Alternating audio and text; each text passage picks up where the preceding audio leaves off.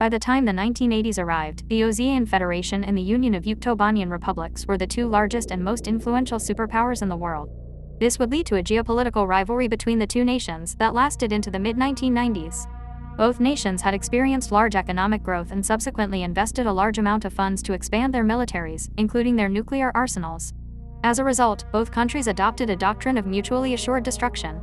Concurrently with their nuclear arsenal expansion, both countries began initiatives to improve other aspects of their strategic technology. Both sides improved their ICBM, early warning and recon satellites, and missile interception strategies, such as lasers and surface-to-air missile platforms, with the Oseans centralizing their efforts under the Strategic Defense Initiative program. The Yuktobanians meanwhile had begun investing heavily into their naval fleet, with Admiral Leonov of the Yuktobanian Navy proposing the Arsenal Ship project.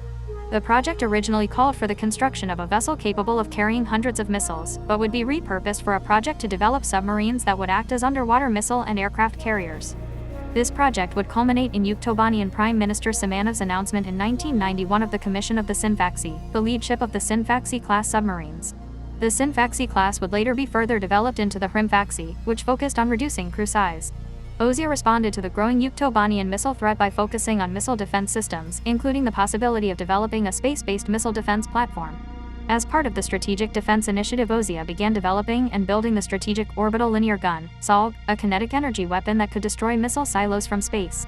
However, with Yuktobania focusing on its submarine program, Ozia realized that the SOLG would be useless against the submarines and their missiles. While the Cold War continued, Ozia became increasingly involved in the Balkan economic crisis and the separatist movements it created.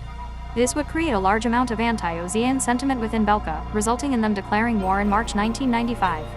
Yuktobania would actually join the war on the side of the Allied forces in the fight against Belka, though, due to their large distance from the front lines, their support would largely be logistics-based. At the end of the war, Yuktobania was a signatory of the peace treaty, though their role in the actual peace process was limited. By this point, the tensions between Ozia and Yuktobania had largely dissipated, and the road to peace had begun.